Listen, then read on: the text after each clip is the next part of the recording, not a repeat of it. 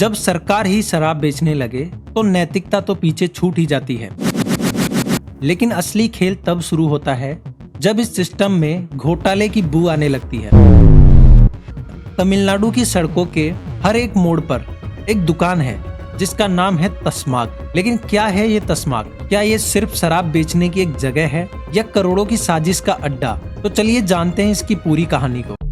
जहां तमिलनाडु की सरकार ने कैसे भ्रष्टाचार की सारी हदें पार कर दी और कैसे इंडिया के यूथ को नशे में झकझोर दिया। कहानी के शुरू होने से पहले ये समझो कि तस्माक क्या है। तस्माक का मतलब है तमिलनाडु स्टेट मार्केटिंग कॉरपोरेशन, जिसकी स्थापना 1983 में हुई। इसका पर्पस था राज्य में शराब की बिक्री को नियंत्रित करना और अवैध शराब के व्यापार को रोकना। साल 2003 में उस समय की मुख्यमंत्री जयललिता ने शराब की निजी बिक्री पर रोक लगाकर तस्माक को राज्य का एकमात्र वैध शराब विक्रेता बना दिया। इसके बाद डीएमके सरकार ने इस मॉडल को बनाए रखा और इसे एक स्टेट रेवेन्यू सोर्स के रूप में यूज किया। लेकिन शायद अब लगता है कि डीएमके सरकार ने तस्माक को स्टेट रेवेन्यू सोर्स के रूप में नहीं बल्कि अपनी पार्टी के रेवेन्यू सोर्स के रूप में यूज किया। शराब नियंत्रित करने की जगह डीएमके सरकार ने तस्माक को हजारों करोड़ के भ्रष्टाचार का अड्डा बना दिया। तस्माक हर साल शराब की बिक्री से 30,000 करोड़ से अधिक की कमाई करता है। इससे राज्य को भारी टैक्स मिलता है जिससे कई गवर्नमेंट स्कीम्स को फंड किया जाता है। लेकिन इस रेवेन्यू के पीछे एक ऐसा सिस्टम छुपा हुआ है जो भ्रष्टाचार से सड़ चुका है। इसमें बहुत सी खामियां हैं जिनकी हम आगे चर्चा करेंगे। ये पूरा स्कैम समझने से पहले आपको एक आदमी के बारे में जानना होगा, वी सेंथिल बालाजी, क्योंकि इसकी भूमिका इस स्कैम में मुख्य है। वी सेंथिल बालाजी डीएमके सरकार में विद्युत और शराब वितरण मंत्री हैं। कोयम्बटूर और करूर क्षेत्र में राजनीतिक रूप से बहुत प्रभावशाली व्यक्ति भी हैं। तस्माक के संचालन में इनका सीधा इंटरफेरेंस था। लाइसेंस, ट्रांसपोर्ट, डिस्ट्रीब्यूशन सब इनके हाथ में ही था। मतलब कि स्कैम की जो चाबी है वो डीएमके ने इन्हें दे रखी थी। ये एक ऐसा मंत्री था जो सत्ता के गलियारों में चुपचाप करोड़ों की साजिश बुन रहा था। लेकिन हर साजिश की एक एक्सपायरी डेट होती है। इसकी भी एक्सपायरी डेट लगभग आ चुकी थी। 14 जून 2023 ईडी ने सेंथिल बालाजी के घर और ऑफिस पर छापेमारी की। छापे के दौरान मंत्री को सीने में दर्द की शिकायत हुई, जो कि ईडी को देखते ही शायद हर भ्रष्टाचारी को होती है। उन्हें अस्पताल ले जाया गया और एडमिट करवाया गया। इधर ईडी ने 1.5 करोड़ नगद, कई दस्तावेज और डिजिटल डिवाइस जब्त किए। फिर अगले दिन 15 जून 2023 को ईडी ने सेंथिल बालाजी को मनी लॉन्ड्रिंग एक्ट के तहत गिरफ्तार किया। इन पर यह आरोप था कि शराब लाइसेंस देने में इनके द्वारा करोड़ों की रिश्वत ली गई है। गिरफ्तारी के बाद मंत्री को चेन्नई की सत्र अदालत में पेश किया गया। ईडी ने 14 दिन की न्यायिक हिरासत की मांग की, लेकिन डीएमके पार्टी कहती है मंत्री की तबीयत सही नहीं है, इन्हें अस्पताल में भर्ती करवाया जाए। लेकिन कोर्ट उनकी मेडिकल रिपोर्ट देखकर बेल देने से मना कर देती है। 30 जून 2023 मंत्री ने जमानत याचिका दायर की। ईडी ने विरोध किया कि जमानत मिलने पर सबूतों के साथ छेड़छाड़ हो सकती है, तो इसलिए कोर्ट ने जमानत याचिका को भी खारिज कर दिया। जुलाई से अगस्त 2023 इन 2 महीनों में ईडी ने कई फर्जी कंपनियों की पहचान की जिनके जरिए पैसा घुमाया गया था। ट्रांजैक्शन में सेल कंपनीज, नकली इनवॉइसेज और बेनाम खातों का इस्तेमाल हुआ। जांच में सामने आया कि शराब डिस्ट्रीब्यूशन के टेंडर में भी भारी घोटाला हुआ है। ईडी की रिपोर्ट के अनुसार 1000 करोड़ से ज्यादा की मनी ट्रेल मिली। शराब लाइसेंस देने के बदले नगद रिश्वत ली गई। पैसे को कई फर्जी कंपनियों के जरिए घुमाया गया। इन कंपनियों के नाम में जो मुख्य कंपनियां थी वो ये थी: Greenfield Enterprises, Balaji traders, Senthil holdings private limited. इन कंपनियों के पास कोई वास्तविक कारोबार नहीं था।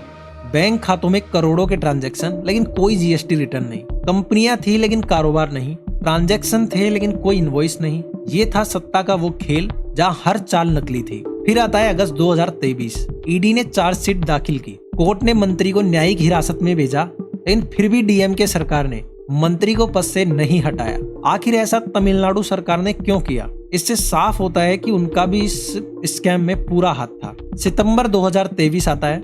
डीएमके सरकार मंत्री का बचाव करती है, लेकिन विपक्ष ने एक नारा दिया कि जनता के पैसे की लूट है ये स्कैम, और फिर इसका विरोध जारी रखा।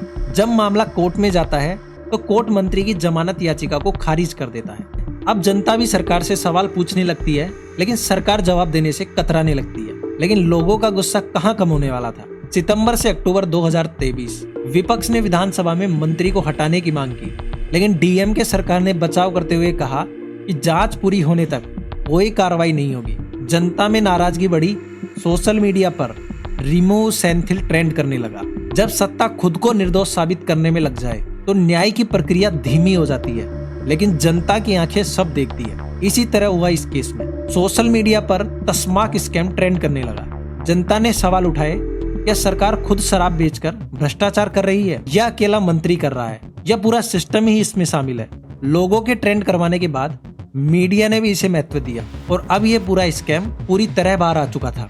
जब सत्ता का नशा शराब से भी ज्यादा तेज हो जाए तब कानून सिर्फ एक पर्दा बन जाती है। तमिलनाडु में शराब की खपत देश के अन्य राज्यों की तुलना में कहीं अधिक है। हर गली हर मोहल्ले में तस्माक की दुकानें मौजूद है। यह सिर्फ एक व्यापार नहीं, एक आदत बन चुकी है। एक ऐसी आदत जो समाज को अंदर से खोखला कर रही है। तमिलनाडु राज्य में हर दिन लाखों लीटर शराब की बिक्री होती है। 18 से 35 वर्ष के यूथ को शराब की लत तेजी से आगे लेके जा रही है। घरेलू हिंसा, बेरोजगारी और अपराध दर में भी शराब की भूमिका मुख्य है। मेरा मानना है कि तस्माक सिर्फ एक दुकान नहीं, ये उस व्यवस्था का प्रतीक है जहां सत्ता नशे से मुनाफा कमाती है और समाज को खोखला करती है। जब सरकार खुद शराब बेचती है तो वो नशे को नियंत्रित नहीं करती, बल्कि वो उसे बढ़ा देती है। और जब नशा बढ़ता है तो समाज टूटता है, और जब समाज टूटता है पूरा देश टूटता है। लेकिन तमिलनाडु सरकार को इससे कोई फर्क नहीं पड़ता, बस उन्हें अपनी तिजोरियां भरनी है। कई परिवारों में शराब की वजह से आर्थिक संकट पैदा हो गया है। मजदूर वर्ग अपनी कमाई का बड़ा हिस्सा शराब पर खर्च करता है। बच्चों की शिक्षा प्रभावित होती है, महिलाएं घरेलू हिंसा का शिकार होती है, लेकिन तमिलनाडु सरकार इस पर कोई ध्यान नहीं दे रही। इसके अलावा बहुत से एग्जाम्पल तमिलनाडु में सामने आए हैं। जैसे कोयम्बटूर की एक महिला ने बताया कि उसका पति रोजाना तस्माक से शराब खरीदता है और घर में मारपीट करता है। एक छात्र ने भी बताया कि उसके पिता की शराब की लत की वजह से उसे स्कूल छोड़ना पड़ा। ये सिर्फ आंकड़े नहीं, ये उन टूटते सपनों की कहानी है जो हर बोतल के साथ बिखरते जा रहे हैं। शराब की लत मानसिक स्वास्थ्य को भी गंभीर रूप से प्रभावित करती है। डिप्रेशन, एंजाइटी और सुसाइड के मामलों में वृद्धि देखी गई है। युवा वर्ग में आत्मनियंत्रण की कमी और आक्रामकता बढ़ रही है। रिसर्चर्स ने यह भी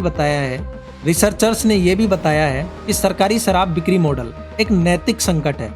यह नशे को वैधता देता है और समाज को मानसिक रूप से बीमार बनाता है। जब सत्ता खुद नशा बेचती है तो वो जनता की चेतना को नियंत्रित करती है। यह सिर्फ शरीर का नाश नहीं, ये चेतना का पतन है। और जब चेतना गिरती है तो लोकतंत्र कमजोर हो जाता है। लेकिन तमिलनाडु सरकार को इससे भी कोई फर्क नहीं पड़ता। उन्हें बस अपने पैसों से मतलब है। सरकार एक तरफ शराब से टैक्स कमाती है, दूसरी तरफ नशा मुक्ति अभियान चलाती है। तमिलनाडु में तस्माक की दुकानों की संख्या बढ़ती जा रही है, जबकि नशा मुक्ति केंद्रों की हालत वो आप जानते ही हो। जब नैतिकता और मुनाफा टकराते हैं तो सत्ता हमेशा मुनाफे का साथ देती है। इससे जनता सिर्फ नशे में डूबती है और तमिलनाडु में भी यही हो रहा है। सोशल मीडिया पर एक ही ट्रेंड चल रहा है, बैन तस्माक। कई सामाजिक एनजीओज ने भी तस्माक के खिलाफ प्रदर्शन किए। इतना सब होने के बावजूद अभी तक डीएमके सरकार तस्माक पर कोई एक्शन नहीं ले पाई है। लेकिन शायद तमिलनाडु सरकार को ये पता नहीं, जब जनता जागती है तो सरकार कांपती है। क्या ये सिर्फ तमिलनाडु की कहानी है या पूरे देश में सत्ता और शराब का गठजोड़ फैल चुका है? क्योंकि हाल ही में बहुत से एग्जाम्पल हमें देखने को मिले हैं। आम आदमी पार्टी का दिल्ली शराब घोटाला, उसमें भी लाइसेंस देने में भेदभाव, कमीशन, रिश्वत जैसे मामले सामने आए थे। और मनी ट्रेल में साउथ इंडिया की कई कंपनियां शामिल थी। जब दिल्ली की शराब नीति में साउथ इंडिया की कई कंपनियां दिखने लगी तो शक बढ़ जाता है। कांग्रेस सरकार का छत्तीसगढ़ में 2000 करोड़ का शराब घोटाला, ऐसे बहुत से घोटाले हुए हैं जिनकी खबर आप तक नहीं पहुंची है। लेकिन आप चाहते हो कि आप तक ऐसी स्टोरीज पहुंचती रहे तो सब्सक्राइब करो हमारे चैनल को और कमेंट में सजेस्ट करो कि हम अगले कौन से स्कैम को एक्सप्लोर करें। जब